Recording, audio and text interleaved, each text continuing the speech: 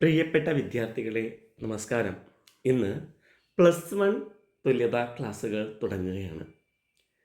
ആദ്യ പാഠം ജ്ഞാനപ്പാനയാണ്. മറ്റൊരു കാര്യം, നിങ്ങൾക്ക് ക്ലാസ്സുകൾ ഇഷ്ടപ്പെടുകയാണെങ്കിൽ ലൈക്കും കമൻറ്റും ചെയ്യാൻ മറക്കരുത്.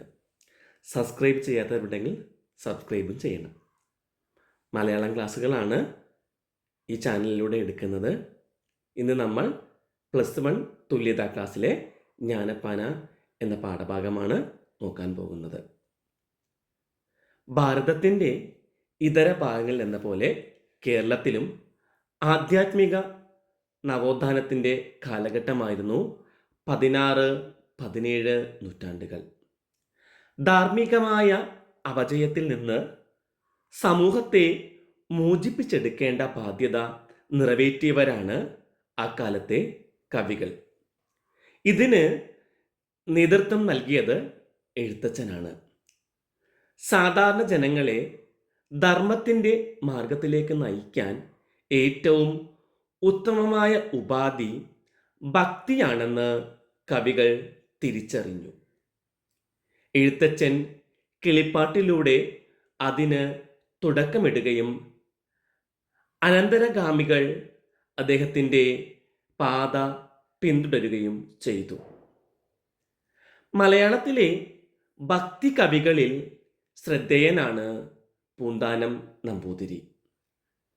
ഭാഷാപരിജ്ഞാനമുള്ളവർ ഭക്തിമാർഗം എന്ന നിലയിൽ എഴുത്തച്ഛൻ്റെ കിളിപ്പാട്ട് കൃതികളെ സ്വീകരിച്ചു. സംസ്കൃത പണ്ഡിതനും കവിയുമായ മേൽപ്പത്തൂരിൻ്റെ കൃതികളും ഭക്തിസാന്ദ്രമായിരുന്നു. അതു പക്ഷേ പണ്ഡിതന്മാർക്ക് മാത്രം സ്വീകാര്യമായിരുന്നുള്ളൂ. നിരക്ഷരരായ ബഹുഭൂരിപക്ഷം വരുന്ന ജനത അപ്പോഴും പടിക്ക് പുറത്തായിരുന്നു. ഈയൊരു പശ്ചാത്തലത്തിലാണ് മേൽപ്പത്തൂരിൻ്റെ സമകാലികനായി പൂന്താനം നമ്പൂതിരി കടന്നു വരുന്നത്.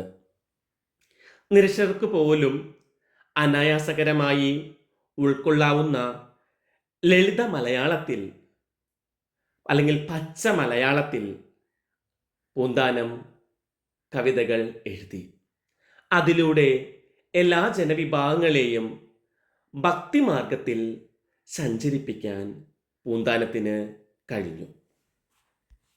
സമൂഹത്തിന് കൈമോശം വന്ന മൂല്യങ്ങൾ തിരിച്ചുപിടിക്കാനുള്ള ശ്രമത്തിൻ്റെ ഫലമായിരുന്നു ഭക്തിപ്രസ്ഥാനം. അപ്പം ഭക്തിപ്രസ്ഥാനം എന്തിനു വേണ്ടിയായിരുന്നു? സമൂഹത്തിന് കൈവന്ന മൂല്യങ്ങൾ തിരിച്ചു പിടിക്കാനുള്ള ശ്രമത്തിൻ്റെ ഫലമാണ് ഭക്തിപ്രസ്ഥാനം. ഇന്ത്യയുടെ പല ഭാഗത്തും ഭക്തിപ്രസ്ഥാനം ഈ കാലഘട്ടത്തിൽ രൂപം കൊള്ളുകയുണ്ടായി. മലയാളത്തിൽ ഭക്തിപ്രസ്ഥാനത്തിൻ്റെ ഉപജ്ഞാതാവായി നമ്മൾ പറയുന്നത് ആരെയാണ്? എഴുത്തച്ഛനെയാണ്. അപ്പം ഭക്തി കവികളിൽ അഗ്രഗണ്യനായിരുന്നു എഴുത്തച്ഛൻ എന്നാണ് പറയാറുള്ളത്. അപ്പം ലളിത മധുര ഭാഷയിൽ ഭക്തികാവ്യങ്ങൾ രചിച്ച കവിയായിരുന്നു പൂന്താനം. ലളിത മധുര ഭാഷയിലാണ് പൂന്താനം തൻ്റെ ഭക്തികാവ്യങ്ങൾ രചിച്ചിട്ടുള്ളത്. പാന എന്ന് പറഞ്ഞാൽ ഒരു ഭാഷാവൃത്തമാണ്. നാടോടി ഗാനരീതിയിൽ നിന്നാവാം ഇതുരുത്തിരിഞ്ഞത്. അപ്പം ജ്ഞാനപ്പാനയിലെ പാന എന്ന് പറയുന്നത് ഒരു നാടോടി ഗാനരീതിയാണ്. അപ്പം പൂന്താനത്തിൻ്റെ കാവ്യരീതിക്കാണ് പാന എന്ന് നമ്മൾ പറയാറുള്ളത്. തൻ്റെ ചുറ്റുപാടുമുള്ള ജനജീവിതത്തിലെ വൈകല്യങ്ങൾ പൂന്താനം ഈ കവിതയിലൂടെ തുറന്നു കാട്ടുകയാണ്. തൻ്റെ ചുറ്റുപാടുമുള്ള ജനജീവിതത്തിലെ വൈകല്യങ്ങളാണ് പൂന്താനം ജ്ഞാനപ്പാനയിലൂടെ തുറന്നു കാട്ടുന്നത്.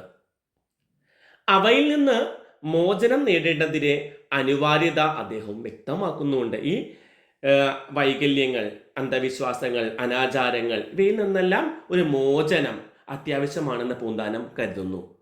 അതിനുള്ള ഏക മാർഗം നിർമ്മലമായ ഭക്തിയുടെ മാർഗമാണ്. അതിനുള്ള ഏക പോംവഴി ഭക്തിയാണ്. ഭക്തിയും തത്വചിന്തയും ഇടകലർന്ന ജ്ഞാനപ്പാനയിലെ ഒരു ഭാഗമാണ് നമുക്ക് പഠിക്കാനായി വെച്ചിട്ടുള്ളത്. പൂന്താനത്തിൻ്റെ ജീവിത കാലഘട്ടം 16-ാം നൂറ്റാണ്ടാണ്. അദ്ദേഹത്തിൻ്റെ ഏറ്റവും പ്രധാനപ്പെട്ട കൃതികൾ എന്ന് പറയുന്നത് സന്താന ഗോപാലം പാന, ജ്ഞാനപ്പാന എന്നിവയാണ്. മറ്റുള്ളവ ശ്രീകൃഷ്ണ കർണാമൃതം, 108 ഹരി, അംബാസ്തവം എന്നിവയും ചില സ്തോത്ര കാവ്യങ്ങളും അദ്ദേഹം രചിച്ചിട്ടുണ്ട്. അപ്പം ഇവിടെ ഭക്തിയും തത്വചിന്തയും ഇടകലർത്തി രചിച്ച കൃതിയാണ് ജ്ഞാനപ്പാന. സ്ഥാനമാനങ്ങൾ ചൊല്ലിക്കലഹിച്ചു നാണം കെട്ടു നടക്കുന്നതു ചിലർ, മതമത്സരം ചിന്തിച്ചു ചിന്തിച്ചു മതി കെട്ടു നടക്കുന്നതു ചിലർ. ഗഹനങ്ങളായ ആധ്യാത്മിക തത്വങ്ങളെ അതിലളിതമായ ഭാഷയിൽ അവതരിപ്പിക്കുകയാണ് പൂന്താനം ജ്ഞാനപ്പാനയിൽ. ആകെ 362 വരികളാണ് ജ്ഞാനപ്പാനയ്ക്കുള്ളത്. അപ്പോൾ ഒരു ലഘു കാവ്യമാണ്. ആ ലഘു കാവ്യത്തിലെ കുറച്ച് വരികൾ മാത്രമാണ് നമുക്ക് പഠിക്കാനായിട്ട് വെച്ചിട്ടുള്ളത്. സമകാലിക സമൂഹത്തിൻ്റെ ജീർണമുഖം കവി ഇവിടെ വെളിപ്പെടുത്തുകയാണ്. ജ്ഞാനപ്പാന എന്നാണ് പേരെങ്കിലും ജ്ഞാനത്തേക്കാൾ ഇവിടെ മികച്ചു നിൽക്കുന്നത് ഭക്തിയാണെന്ന് പറയാം. സമകാലിക ജീവിതത്തിന് നേരെയുള്ള വിമർശനാത്മകമായ സമീപനമാണ് പൂന്താനം ഇവിടെ സ്വീകരിച്ചിട്ടുള്ളത്. ചിലർ സ്ഥാനമാനങ്ങൾക്ക് വേണ്ടി കലഹിച്ചും തല്ലുകൂടിയും നാണം കെട്ട് നടക്കുന്നു. ചിലരാകട്ടെ സ്ഥാനമാനങ്ങൾക്ക് വേണ്ടി കലഹിച്ചും തല്ലുകൂടിയും നാണം കെട്ടും നടക്കുകയാണ്. മതമത്സര്യങ്ങളെ കുറിച്ച് മാത്രം ചിന്തിച്ച് ബുദ്ധി തന്നെ നഷ്ടപ്പെട്ടവരുമുണ്ട്. മതമത്സര്യങ്ങളെ കുറിച്ച് ചിന്തിച്ച് ബുദ്ധി തന്നെ നഷ്ടപ്പെട്ടവരും ഉണ്ട്. ചഞ്ചലാക്ഷിമാർ വീടുകളിൽ പുക്കു കുഞ്ചിരാമനായിടുന്നതു ചിലർ. ഇപ്പൊ ചഞ്ചലാക്ഷി എന്ന് പറഞ്ഞാൽ സുന്ദരി. ഇപ്പൊ സുന്ദരിമാരുടെ താളത്തിന് തുള്ളുന്ന കുഞ്ചിരാമന്മാരായും ചിലർ കഴിയുന്നു. സുന്ദരിമാരുടെ താളത്തിന് തുള്ളുന്ന കുഞ്ചിരാമൻ. കുഞ്ചിരാമൻ ഇവിടെ കുരങ്ങൻ. കുരങ്ങന്മാരായി കഴിയുന്ന ചിലരെയും ആ സമൂഹത്തിൽ കാണാൻ കഴിയും. ചിലരാകട്ടെ കോവിലകങ്ങളിൽ സേവകരായി കാലം കഴിച്ചു കൂട്ടുകയാണ്.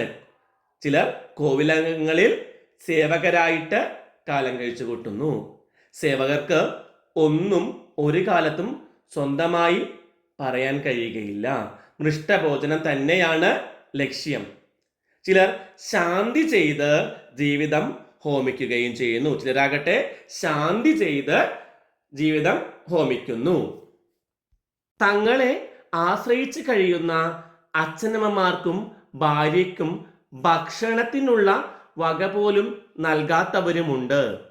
അഗ്നിസാക്ഷിയായി വിവാഹം കഴിച്ച ഭാര്യയെ ഇവർ സ്വപ്നത്തിൽ പോലും കാണുന്നില്ല. സ്വന്തം നേട്ടങ്ങളും സുഖങ്ങളിലും മാത്രമാണ് മനുഷ്യർ ശ്രദ്ധ വയ്ക്കുന്നതെന്നാണ് പൂന്താനം ഈ വരികളിലൂടെ പറയുന്നത്. അഗ്നിസാക്ഷിണിയായ ഒരു പത്നിയെ സ്വപ്നത്തിൽ പോലും കാണുന്നില്ല എന്ന് പറയുന്നല്ലേ. അപ്പോൾ സ്വന്തം കാര്യം മാത്രം നോക്കി നടക്കുന്നവരെ, സ്ഥാനമാനങ്ങൾക്ക് വേണ്ടി എന്തും വൃത്തികേട് കാണിക്കുന്നവരെയുമാണ് പൂന്താനം ഇവിടെ വിമർശിക്കുന്നത്. നല്ല കാര്യങ്ങൾ പറഞ്ഞു കൊടുക്കുന്ന സജ്ജനങ്ങളെ ശത്രുവെന്ന് കരുതുന്നു. വന്ദിക്കേണ്ട ആളുകളെ നിന്ദിക്കുന്നു. ഇപ്പൊ നല്ല കാര്യം പറഞ്ഞു കൊടുക്കുന്നവരെ ശത്രുക്കളായി കരുതുകയും വന്ദിക്കേണ്ട ആൾക്കാരെ നിന്ദിക്കുകയും ചെയ്യുന്നു. കാണുക നമ്മുടെ സംസാരം കൊണ്ടത്രേ വിശ്വം ഈ വണ്ണം നിൽപ്പുവെന്നും ചിലർ. താൻ ഉള്ളത് കൊണ്ടാണ്, തങ്ങൾ ഉള്ളത് കൊണ്ടാണ് ലോകം തന്നെ ഇങ്ങനെ നിലനിൽക്കുന്നതെന്ന് വിചാരിക്കുന്നവരും ആ കൂട്ടത്തിലുണ്ട്. ബ്രാഹ്മണ്യം കൊണ്ട് കുന്തിച്ചു കുന്തിച്ചു ബ്രഹ്മാവും പോലും തനിക്ക് തുല്യനാണെന്ന് അഹങ്കരിച്ചു നടക്കുന്ന ആളുകളും ഇവിടെയുണ്ട്. സ്വത്ത് സമ്പാദിക്കാനായി അഗ്നിഹോത്രം പോലുള്ള യാഗങ്ങൾ നടത്തുന്നവരെയും പൂന്താനം ഇവിടെ കളിയാക്കുന്നുണ്ട്. യാഗങ്ങൾ ചെയ്യുന്നത് ദേവപ്രീതിക്ക് വേണ്ടിയല്ല, മറിച്ച് സ്വത്ത് സമ്പാദനത്തിന് വേണ്ടിയാണ്.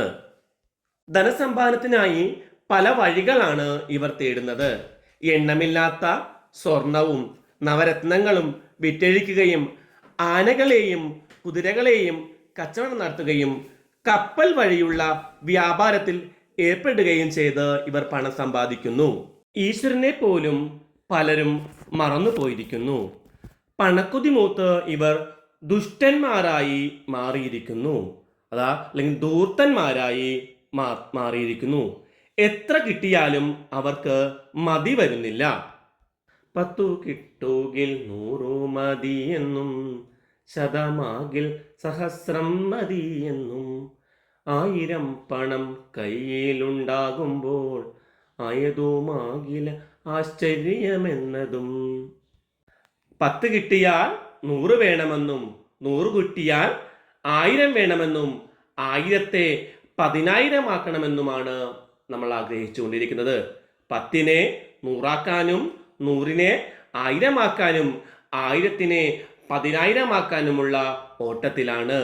ഈ ആശയാകുന്ന പാശത്തിൽ നിന്ന് രക്ഷപ്പെടാൻ കഴിയാതെ കെട്ടുപാടുകളിൽ പിണഞ്ഞു പോവുകയാണ് മനുഷ്യജീവിതമെന്ന് പൂന്താനം പറയുന്നു. ഈ ആശയാകുന്ന പാശത്തിൽ നിന്ന് രക്ഷപ്പെടാൻ കഴിയാതെ കെട്ടുപാടുകളിൽ പിണഞ്ഞു പോകുന്ന മനുഷ്യജീവിതം അല്ലെങ്കിൽ മർത്യജീവിതം.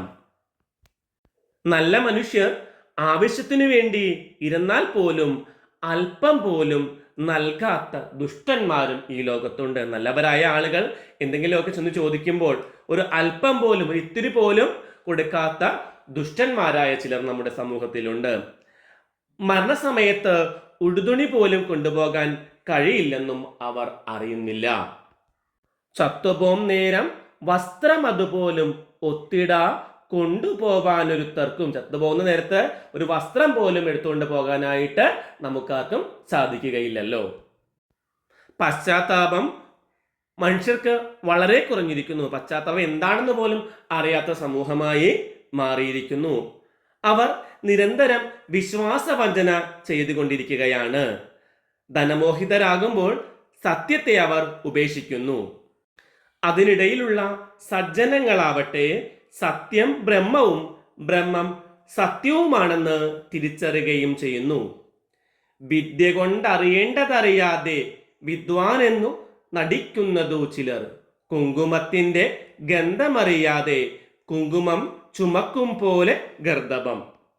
വിദ്യ കൊണ്ട്, അറിവുകൊണ്ട് അറിയേണ്ടതിനെ അറിയാതെ ചിലർ വിദ്വാൻമാരായി നടിക്കുകയാണ്. ചിലരാകട്ടെ വിദ്യ കൊണ്ട് അറിയേണ്ടതിനെ മനസ്സിലാക്കാതെ വിദ്വാനാണെന്ന് നടിക്കുന്നു. അത് കുങ്കുമത്തിന്റെ ഗന്ധമറിയാതെ കുങ്കുമം ചുമക്കുന്ന കഴുതയ്ക്ക് തുല്യമാണ്. അത് കുങ്കുമത്തിന്റെ ഗന്ധമറിയാതെ കുങ്കുമം ചുമക്കുന്ന കഴുതയ്ക്ക് തുല്യമാണ്. ഭക്തിയിലൂടെയുള്ള മുക്തിയായിരുന്നു പൂന്താനം ലക്ഷ്യം വെച്ചത്. മൂല്യങ്ങൾ നഷ്ടപ്പെട്ട സമൂഹത്തെ നന്മയിലേക്ക് നയിക്കാനുള്ള ഉപായമായിട്ടാണ് ഭക്തിയെ കവി ഇവിടെ ഉപയോഗിച്ചിരിക്കുന്നത്. ഇത് ഭക്തി പ്രസ്ഥാനത്തിന്റെ ഒരു പൊതു സ്വഭാവമായിരുന്നു. മനുഷ്യർ ജനിക്കുന്നതോ മരിക്കുന്നതോ ഒരുമിച്ചല്ല. ജീവിതത്തിനിടയിൽ നാം ഓരോരുത്തരെയും കണ്ടുമുട്ടുകയാണ് ചെയ്യുന്നത്. എല്ലാ ബന്ധങ്ങളും ഉടലെടുക്കുന്നതും വികസിക്കുന്നതും അങ്ങനെ തന്നെയാണ്. അതിനാൽ ആരോടും ശത്രുതയോ മാത്സര്യമോ പുലർത്തരുത്. നമ്മളെല്ലാവരും ഭൂമിയുടെ മക്കളാണ്. ആരുമായിട്ട് ശത്രുതയോ മാത്സര്യമോ നമ്മൾ പുലർത്താൻ പാടില്ല. എല്ലാ വിധത്തിലുള്ള മത്സരങ്ങളും അർത്ഥശൂന്യമാണ്. ഇതുകൊണ്ടൊന്നും ഒരു പ്രയോജനവുമില്ല. എല്ലാ മത്സരങ്ങളും അർത്ഥശൂന്യമാണ്. കവി ഭക്തിയും തത്വചിന്തയും കാവ്യത്തിലുടനീളം പ്രയോഗിക്കുന്നുണ്ട്. മനുഷ്യജീവിതത്തെ മലീമസമാക്കുന്ന അഹന്ത വെടിയാനാണ് കവി നമ്മോട് പറയുന്നത്. മനുഷ്യന്റെ വർദ്ധിച്ചു വരുന്ന ധനമോഹം, അഹന്ത ഇവ ജീവിതത്തിന്റെ സുഗമമായ പോക്കിന് വിഘാതമായി നിൽക്കുന്നു. കലിയുഗത്തിലെ ധാർമ്മികമായ അധപ്പതനത്തിന്റെ നഗ്നമായ ചിത്രമായിരുന്നു ജ്ഞാനപ്പാന. സമകാലിക ജീവിതത്തിന് നേരെയുള്ള വിമർശനാത്മകമായ സമീപനത്തിലൂടെ കവി സമൂഹത്തിന് മാർഗദർശിയായി മാറുന്നു. ജീർണിച്ച ജീവിതം നയിക്കുന്ന പ്രഭുക്കന്മാർ, നാണം കെട്ട് എന്തു പണിയും ചെയ്ത് സ്ഥാനമാനങ്ങൾ നേടാൻ ശ്രമിക്കുന്നവർ, അഭിസാരികയുടെ വീടിന് കാവൽക്കാരായി മാറുന്നവർ, ഈശ്വര ഭജനയെ വയറ്റുപിഴപ്പായി കാണുന്നവർ, ബ്രാഹ്മണ്യത്തിന്റെ പേരിൽ അഹങ്കരിച്ച് നടക്കുന്നവർ, സേവക വേഷത്തിൽ അഴിഞ്ഞാടുന്നവർ, വിദ്യയെ സംസ്കാരമായി തിരിച്ചറിയാത്തവർ, ധനമോഹികൾ എന്നിങ്ങനെ സമൂഹത്തിലെ എല്ലാ ദുർനടപ്പുകാരെയും കവി വിമർശന വിധേയമാക്കുന്നു. ചോദ്യങ്ങൾ നോക്കിയാൽ തൻ്റെ ചുറ്റുമുള്ള സമൂഹത്തിന്റെ ദുസ്ഥിതി പൂന്താനം വർണ്ണിച്ചിരിക്കുന്നത് എങ്ങനെ? നിരൂപണക്കുറിപ്പ് തയ്യാറാക്കുക. സമകാലിക ജീവിതത്തിന് നേരെയുള്ള വിമർശനാത്മകമായ സമീപനമാണ് കവി സ്വീകരിച്ചിരിക്കുന്നത്. ജീർണിച്ച ജീവിതം നയിക്കുന്ന പ്രഭുക്കന്മാർ, നാണം കെട്ട് എന്തു പണിയും ചെയ്ത് സ്ഥാനമാനങ്ങൾ നേടാൻ ശ്രമിക്കുന്നവർ, ചഞ്ചലാക്ഷിമാരുടെ വീടിന് കാവൽക്കാരായി മാറുന്നവർ, ഈശ്വര ഭജനയെ വയറ്റിപ്പിഴപ്പായി മാറ്റിയവർ, സേവക വേഷത്തിൽ അഴിഞ്ഞാടുന്നവർ, ബ്രാഹ്മണ്യത്തിന്റെ പേരിൽ അഹങ്കരിച്ച് നടക്കുന്നവർ, ധനമോഹികൾ, വിദ്യയെ സാംസ്കാരികമായി തിരിച്ചറിയാത്തവർ, ഇങ്ങനെ സമൂഹത്തിലെ എല്ലാ വിധത്തിലുള്ള ദുർനടപ്പുകാരെയും പൂന്താനം ഈ കാവ്യത്തിൽ വിമർശന വിധേയരാക്കുന്നു. മനുഷ്യന്റെ വർദ്ധിച്ചു വരുന്ന ധനമോഹവും അഹന്തയും നല്ല ജീവിതത്തിന്റെ ഒഴുക്കിന് തടസ്സമാകുന്നു. ധനമോഹം വരുത്തിവെക്കുന്ന വിനകൾ എന്തെല്ലാം? ധനമോഹം ആശയാകുന്ന പാശത്തിൽ മനുഷ്യനെ കുടുക്കിയിടുന്നു. ചത്തു കഴിഞ്ഞാൽ വസ്ത്രം പോലും കൂടെ കൊണ്ടുപോകാൻ കഴിയില്ല എന്ന് അവർ അറിയുന്നില്ല. അതിനാൽ സജ്ജനങ്ങൾ ഇരുന്നാൽ പോലും അവർ സഹായിക്കാൻ സന്നദ്ധരാകുന്നില്ല. പണത്തിനു വേണ്ടി അവർ വിശ്വാസവഞ്ചന പോലും ചെയ്യുന്നു. സത്യം വെടിഞ്ഞുള്ള ജീവിതമാണ് ഇവർ നയിക്കുന്നത്. ഇങ്ങനെ സമൂഹത്തിൽ നന്മ നഷ്ടപ്പെട്ടവരായി ഇവർ മാറുന്നു. സത്യത്തിന്റെ പ്രാധാന്യം കവി വിവരിക്കുന്നത് എങ്ങനെ? പൂന്താനം സത്യത്തെ ബ്രഹ്മമായിട്ടാണ് കരുതുന്നത്. വിത്തത്തോടുള്ള ആർത്തി നിമിത്തം ജനങ്ങൾ സത്യത്തെ ഉപേക്ഷിക്കുന്നു. ഇക്കാര്യത്തിൽ സജ്ജനങ്ങളുടെ ഉപദേശം കൈക്കൊള്ളാൻ അവർ കൂട്ടാക്കുന്നില്ല. ലോകം ബ്രഹ്മമയമാണെന്ന് സങ്കല്പിച്ചാൽ അത് സത്യമയവും ആകുന്നു. സത്യത്തെ തള്ളിപ്പറയുന്നത് ബ്രഹ്മത്തെ അധിക്ഷേപിക്കുന്നതിന് സമമാണ്. അടുത്ത ചോദ്യം, ഗർദഭം കുങ്കുമം ചുമക്കുന്നത് പോലെ എന്ന സാദൃശ്യ കൽപ്പനയുടെ ഔചിത്യം വിശദമാക്കി കുറിപ്പെഴുതുക. നിരവധി പരീക്ഷകൾക്ക് ചോദിച്ചിട്ടുള്ള ഒരു ചോദ്യമാണ്. എല്ലാവരും നല്ല രീതിയിൽ ഇതൊന്നും മനസ്സിലാക്കി വെക്കണം കേട്ടോ.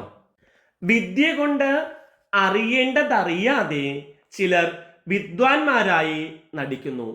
അവരെയാണ് കുങ്കുമത്തിന്റെ ഗന്ധമറിയാതെ കുങ്കുമം ചുമക്കുന്ന ഗർദഭത്തോട് അല്ലെങ്കിൽ കഴുതയോട് കവി ഉപമിച്ചിരിക്കുന്നു. വിദ്യ അറിവ് നേടാനുള്ളതാണ്. എന്നാൽ പല വിദ്വാൻമാരും അറിവ് കൊണ്ട് നേടേണ്ടത് പലതും നേടിയിട്ടില്ല. അവരുടെ കയ്യിലുള്ള വിദ്യ കഴുതയുടെ ചുമലിലെ കുങ്കുമം പോലെയാണ്. കഴുതക്ക് കുങ്കുമത്തിന്റെ ഗുണങ്ങൾ അറിയില്ല. അതുപോലെ വിദ്യയുടെ മഹത്വവും ഈ വിദ്വാൻമാർക്ക് അറിയില്ല. അഞ്ചാമത്തെ ചോദ്യം, മനുഷ്യർക്കിടയിലെ മത്സരങ്ങളെ കവി എങ്ങനെ വിമർശന ബുദ്ധിയ സമീപിക്കുന്നു? വിലയിരുത്തി കുറിപ്പ് തയ്യാറാക്കുക. ചിലർ സ്ഥാനമാനങ്ങൾക്ക് വേണ്ടി കലഹിച്ചും തല്ലുകൂടിയും നാണം കെട്ടും നടക്കുന്നു. മതമത്സരങ്ങളെക്കുറിച്ച് മാത്രം ചിന്തിച്ച് ചിലരുടെ ബുദ്ധി തന്നെ നഷ്ടപ്പെടുന്നു. ജീവിതത്തിലെ രണ്ട് പ്രധാന ഘട്ടങ്ങളാണ് ജനനവും മരണവും. ഈ രണ്ട് ഘട്ടങ്ങളെയും മനുഷ്യർ നേരിടുന്നത് ഒറ്റയ്ക്കാണ്. കൂടെ ജനിക്കുന്നവരെയോ കൂടെ മരിക്കുന്നവരെയോ ആരും ഉണ്ടാകുന്നില്ല. ജനന മരണങ്ങൾക്കിടയിലെ ഇടവേള മാത്രമാണ് ഈ ജീവിതം. അതിനിടയിൽ കണ്ടുമുട്ടുന്നവർ പരസ്പരം മത്സരിക്കുന്നതിൽ അർത്ഥമില്ല എന്ന് പൂന്താനം പറയുന്നു. ചോദ്യം ആറാമത്തേത്, ചത്തുപോം നേരം വസ്ത്രം അതുപോലും ഒത്തിട കൊണ്ടുപോവാരൊരുത്തർക്കും. ഈ വരികൾ നൽകുന്ന സന്ദേശം വിശദമാക്കുക. വഴിയമ്പലത്തിൽ കണ്ടുമുട്ടി പരസ്പരം പിരിഞ്ഞു പോകുന്ന യാത്രക്കാരെ പോലെയാണ് മനുഷ്യർ. പുത്രമിത്രാദി കളത്രാദി സംഗമം എത്ര അല്പകാലസ്ഥിതമാണ് എന്ന് എഴുത്തച്ഛൻ വിവരിക്കുന്നുണ്ട്. അതിനാൽ ജീവിതത്തിൻ്റെ ക്ഷണികതയെക്കുറിച്ച് അവർ ചിന്തിക്കുന്നില്ല. സ്വത്ത് സ്വരൂപിക്കാനുള്ള മനുഷ്യൻ്റെ തിടുക്കം ഇതിന് തെളിവാണ്. എല്ലാ നന്മകളും ബലി കഴിച്ച് നാം നേടുന്ന സമ്പത്തും പ്രതാപവും മരണത്തോടെ അസ്തമിക്കുകയാണ്. ശരീരം വെടിയുന്ന ആത്മാവ് ഭൗതികമായ എല്ലാം ഉപേക്ഷിച്ചാണ് വേർപിരിയുന്നത്. ചത്തുപോകുമ്പോൾ വസ്ത്രം പോലും കൊണ്ടുപോകാൻ കഴിയില്ല എന്ന് പറയുന്നതിൻ്റെ പൊരുൾ ഇത് തന്നെയാണ്. പാഠപുസ്തകത്തിൽ വിലയിരുത്തൽ ചോദ്യങ്ങൾ തന്നിട്ടുണ്ട്. നമ്മൾ ചർച്ച ചെയ്ത പല ചോദ്യങ്ങളും തന്നെയാണ് ഇവിടെയും വന്നിരിക്കുന്നത്. ഇതിൽ ഏറ്റവും പ്രധാനപ്പെട്ടതായിട്ടുള്ളൊരു ചോദ്യം, എണ്ണി എണ്ണി കുറയുന്നതായുസും മണ്ടി മണ്ടി കരേറുന്ന മോഹവും. കവിയുടെ ഈ അഭിപ്രായത്തിൻ്റെ സാധുത ചർച്ച ചെയ്ത് കുറിപ്പ് തയ്യാറാക്കുക എന്ന ചോദ്യം 2-3 തവണ ചോദിച്ചിട്ടുണ്ട്. അതിൻ്റെ ഉത്തരം നമുക്ക് നോക്കാം. പണം എത്ര സമ്പാദിച്ചാലും ആളുകൾക്ക് തൃപ്തി വരുന്നില്ല. എത്ര പണം കിട്ടിയാലും തൃപ്തി ഒരിക്കലും വരുന്നില്ല. 10 കിട്ടിയാൽ 100 വേണമെന്നും 100നെ 1000 ആക്കാനും 1000നെ 10,000 ആക്കാനുമുള്ള ഓട്ടത്തിലാണ് നമ്മൾ. ഈ ആശയാകുന്ന പാശത്തിൽ നിന്ന് രക്ഷപ്പെടാൻ കഴിയാതെ കെട്ടുപാടുകളിൽ പിണഞ്ഞു പോവുകയാണ് മർത്യജീവിതം. നല്ല മനുഷ്യർ ഒരു ആവശ്യത്തിന് ചോദിച്ചാൽ പോലും കൊടുക്കുന്നില്ല. മുഴുവൻ സമ്പാദിച്ചു കൂട്ടുമ്പോൾ അവർക്ക് മരണം വന്നണയുന്നത് പോലും അവർ അറിയുന്നില്ല. അവരെ നയിക്കുന്നത് ആശയാണ്. 10നെ 100 ആക്കാനും 100നെ 1000 ആക്കാനും 1000ത്തെ 10,000 ആക്കാനുമുള്ള ഓട്ടത്തിലാണ് അവർ. ഒരു ഉപന്യാസ ചോദ്യം എല്ലാ വർഷങ്ങളിലും ചോദിക്കാറുണ്ട്. അപ്പോൾ നമ്മൾ ഈ കേട്ട ആശയങ്ങൾ വെച്ചുകൊണ്ട് തന്നെ നമുക്ക് അതിൻ്റെ ഉത്തരം എഴുതാൻ സാധിക്കും. അപ്പോൾ എല്ലാവരും നല്ല രീതിയിൽ ഈ പാഠം പഠിച്ചു വെക്കുക. ഉറപ്പായിട്ടും ഉപന്യാസവും അതുപോലെ 6 മാർക്കിൻ്റെ ചോദ്യവുമൊക്കെ ചോദിക്കാറുള്ള ഒരു പാഠഭാഗമാണ്. ഇതിലെ ഒറ്റ മാർക്കിൻ്റെ ചോദ്യങ്ങൾ നമുക്ക് നോക്കാം. ബ്രഹ്മാവും തനിക്കൊപ്പമാവില്ലെന്ന് ചിന്തിക്കാൻ പ്രേരിപ്പിക്കുന്നത് എന്ത്? ബ്രാഹ്മണ്യത്തിൻ്റെ പേരിലുള്ള അഹങ്കാരം. ബ്രാഹ്മണ്യത്തിൻ്റെ പേരിലുള്ള അഹങ്കാരമാണ്. മനുഷ്യർ അഗ്നിഹോത്രം പോലുള്ള യാഗങ്ങൾ ചെയ്യുന്നത് എന്തിനാണ്?